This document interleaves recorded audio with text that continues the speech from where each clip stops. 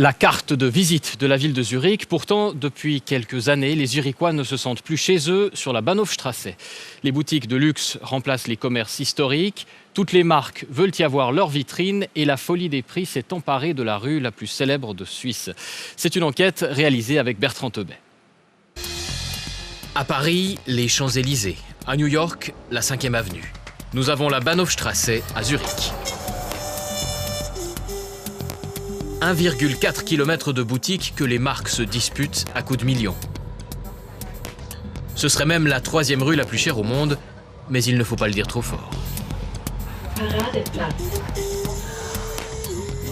Écoutez, on a des magasins partout dans le monde. Et Zurich, c'est une belle ville. Mais on a d'autres villes, comme New York, comme Shanghai, comme Paris, qui ont des grandes rues où c'est beaucoup plus difficile encore de trouver des emplacements et ça coûte beaucoup plus cher. Mais il y a une différence. À Zurich, apparemment, il y a une clique de gens qui sont intéressés à pousser la rumeur que c'est extrêmement cher, que c'est tellement cherché. Et ils essayent de créer la rumeur que la rue de Zurich, la Bahnhofstrasse, c'est la rue la plus chère. Ce n'est pas vrai. Définitivement, ce n'est pas vrai. Pas vrai? Les enchères sont ouvertes.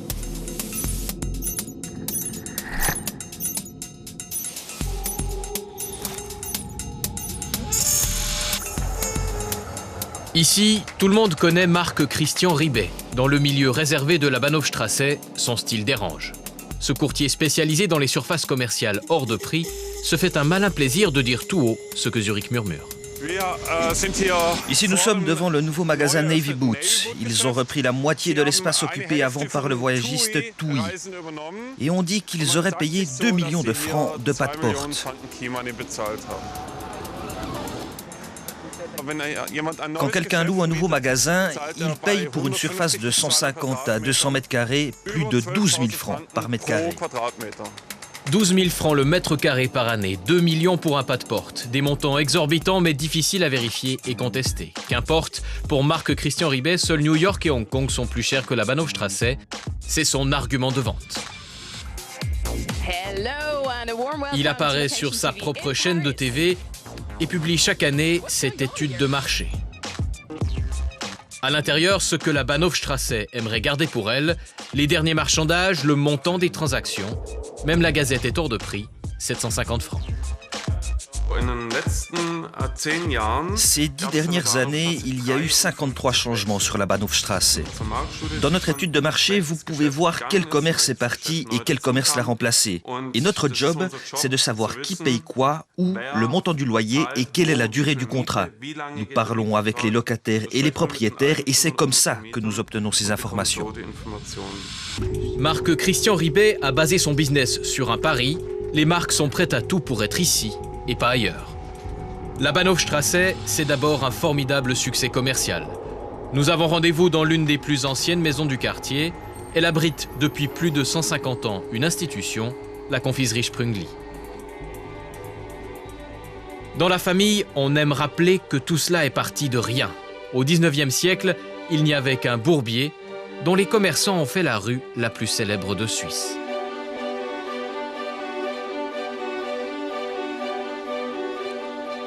Milan Prenosil incarne la 6e génération à la tête de l'entreprise. Il est ici chez lui. Un de nos aïeuls, Hermann Sprüngli, a été un des principaux fondateurs, en 1955, de l'association de la Bahnhofstrasse. Ces gens se sont dit, nous devons développer une stratégie marketing, promouvoir cette rue et accroître sa notoriété à travers le monde. Ils ont fait acte de pionnier. Les loyers actuels le prouvent, ça a marché. Privilège du propriétaire, Milan Prenosil peut définir lui-même celui de sa confiserie. Le loyer de mon immeuble correspond à l'emplacement et à la fréquence de passage. Mais si je devais payer un loyer au prix du marché, je ne pourrais définitivement pas faire tourner une confiserie et un café ici. Si vous deviez vendre la maison aujourd'hui, combien elle vaudrait ? Voyez-vous, il n'y a pas de questions indiscrètes, tout au plus des réponses indiscrètes. Et vous me permettrez de garder ça pour moi. Secret aussi, le loyer payé par ce bijoutier. Mais une chose est sûre, le fleuriste installé dans ce magasin depuis plus d'un siècle n'aurait pas pu s'aligner. il est finalement parti cet été, quelques rues plus loin.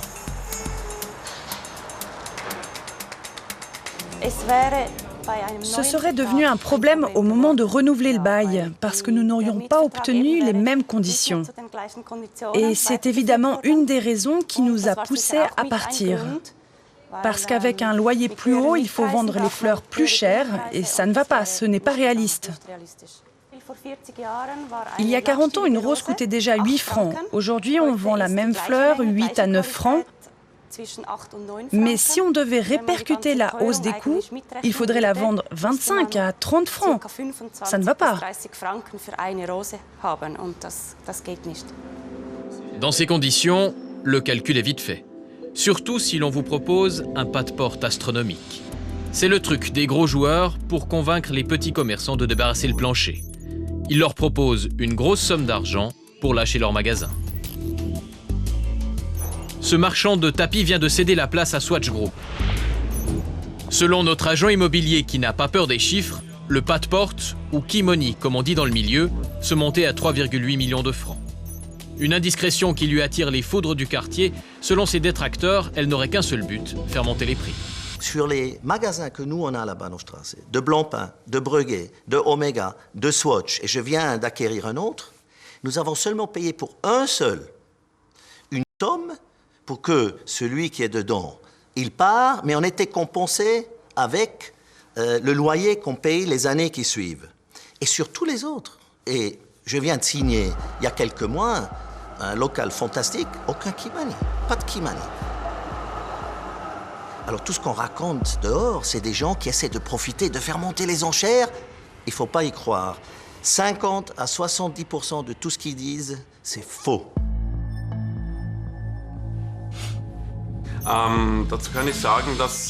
Ce que je peux dire à ce sujet avec l'exemple de Londres, New York, Tokyo ou Shanghai, c'est que là-bas, les propriétaires d'une part et les locataires d'autre part connaissent le coût du mètre carré. Et jusqu'à maintenant, en Suisse, on ne le savait pas. Et avec notre publication, maintenant, les gens le savent.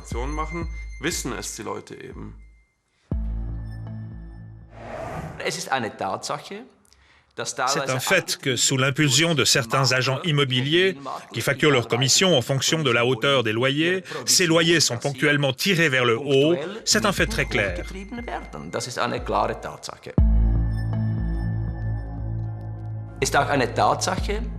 Et c'est un fait que l'on paye des pas de porte avec lesquels on convainc des gens de cesser leur activité et ces gens se laissent guider par l'argent.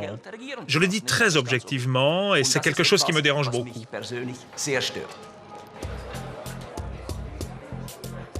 Le système est rodé, les prix s'envolent, trop haut pour les petits commerçants. Mais pas seulement. Plus surprenant, les banques commencent à quitter le sein des saints de la finance helvétique. Le petit plaisir de Cédric Holmeyer, c'est de prendre son café ici, à 2 pas de son bureau sur la Paradeplatz. Une adresse prestigieuse que ce gérant de fortune paye cher. Nous, on est encore ici parce qu'on a réussi à s'arranger, du moins encore pour l'instant, avec le propriétaire. Je ne sais pas combien de temps ça va durer.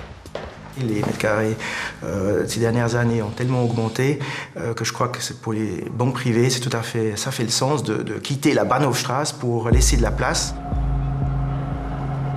La gestion de fortune, c'est toujours important qu'elle soit relativement centrée, mais tout le reste va partir. Il y aura beaucoup de bâtiments vides, certainement d'ici 3 à 5 ans.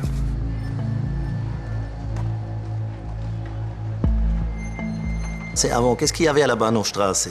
Bien sûr, il y avait des détaillants, il y avait un mix un peu mieux, mais il y avait surtout des banques. C'est quand même chiant, les banques. C'est pas très émotionnel. Et ça a été remplacé par des produits un peu plus émotionnels, un peu plus touristiques. Pour Nick Hayek, c'est sûr, avec les loyers actuels, de nombreuses boutiques ne sont pas rentables. Mais l'essentiel pour ces marques, c'est d'être là. Et puis la Bahnhofstrasse, c'est une fierté pour tout le monde. Je paye 1000 francs de loyer par mois. Ça va, ça vaut la peine.